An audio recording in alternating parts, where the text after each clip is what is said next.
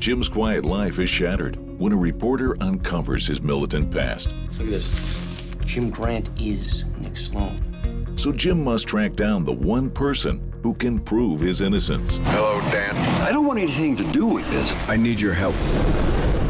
On the run as a fugitive, he fights to clear his name You get answers, but not the ones you think. in The Company You Keep. Hi, I'm Kevin.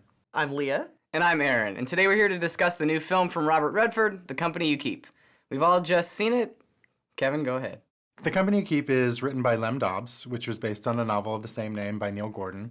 And it's about this 1960s radical who's trying to clear his name and this ambitious reporter that's trying to expose him. Right. But for me, I felt like there was nobody to root for, no characters I cared about. I didn't quite know if this was Shia LaBeouf's movie as the journalist or if this is Robert Redford's movie.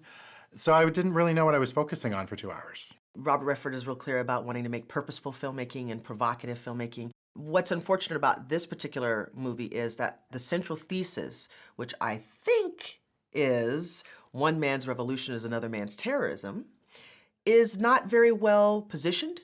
And then the writing is not really strong enough to support that kind of a dialectical argument where you have, this Doesn't thesis. even seem like it's about that. It It just doesn't. seems like Yeah, it's about Robert Redford, like running around. And trying to find out who he can get to clear his name, and that's that one person that he's got to go hunt down. Well, And Everything's that's just it. too obvious, Yeah. really. Yeah, of course, it's Robert Redford trying to stay current and stay relevant, which By making unfortunately... a movie that Well- feels like it was from 1994. Well, I mean, I And think looks that, like it. But that's the point, right? I mean, you've got the Susan Sarandon character who starts all of this, who kicks this all into gear, and their whole crew now is suddenly going to unravel and be exposed. Redford's character has some idea of what's wrong with the world currently, but unfortunately, his character is just kind of out for himself, Right. right? And so I think that speaks to your point about, I don't really care about this guy. Right. You know, clearly you have some kind of an agenda here. I don't have time for this. Don't actually. I don't care much for either side. So what, that makes you fair and balanced? You know, it's a funny thing. 30 years ago, a smart guy like you probably would have been involved with the movement yourself. I hope you get what you're looking for, kid. Take care. We've all seen this story before. We've Right. seen guys on the run for things that they did 40 years ago, and there's just nothing new about the way this particular story is told. I think Running on Empty, which came out over 25 years ago, illustrated this story way better. It made us care about the characters, but it had the same kind of themes. You're absolutely right. Running on Empty, Judd Hirsch, Christine Lottie, they're this idyllic, suburban family, and boy, they're gonna get busted and they gotta get on the run. Much better version of this story. And I thought the dialogue was very trite, and I thought it was stale, and these platitudes, and it's like, well, I hope you find what you're looking for. It was just too stereotypical. I mean, the characters were stereotypical. They were all types. Types. They weren't like real people, real characters that had, that had challenges themselves. Even the Shia LaBeouf character, Ben Shepherd, who is this driven reporter, and we're supposed to be thinking about all the president's men, it's supposed to be echoing that a little bit. But we don't really know what's motivating him to do that either. At all. And you see everything he does really easily. Like, he just pops up. He's like, I found you. He's committed. He's a journalist. I mean, at the very least, we could say that all the actors and actresses did a pretty decent job here. With I think what they had. Yeah, well, Shia LaBeouf, the beef. I was very happy to see him in a role that didn't have anything to do with Transformers or action. He has a dramatic presence, and I think that with what he was given, he did a great job. Yeah, I found him to be the most compelling character and provided the best performance in the movie. I'm a journalist. I'm gonna do what I always do. And this information is gonna be on every computer screen in the next 20 minutes. And I'm gonna find out everything you're hiding from me. And I'm gonna expose it in a very big and very real way.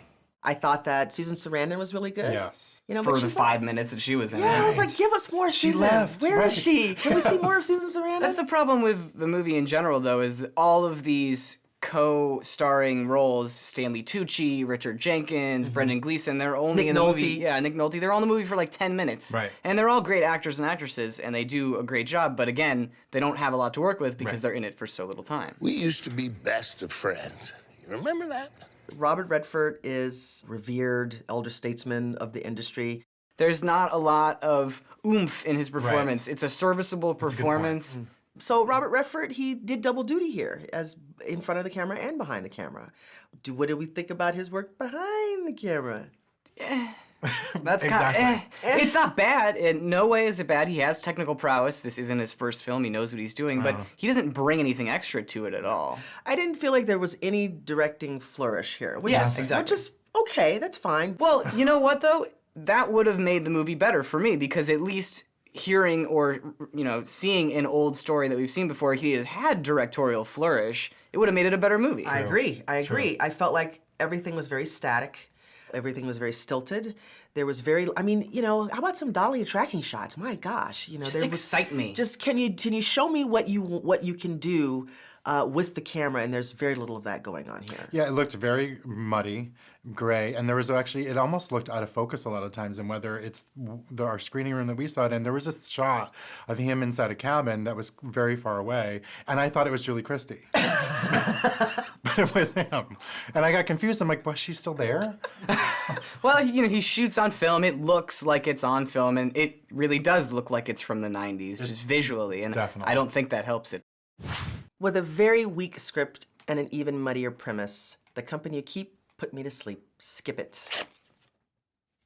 Even though I was initially intrigued by The Company You Keep, there was nothing new about the way this story was told, and it's forgettable, so I'm going to say skip it. The Company You Keep is a leaden thriller with good actors doing really generic work. The Company You Keep, I'd rather not. Skip it. Cheers. Let's all go running on empty. Yes. To an empty plate. To me, it seemed like a retirement home production of The Fugitive.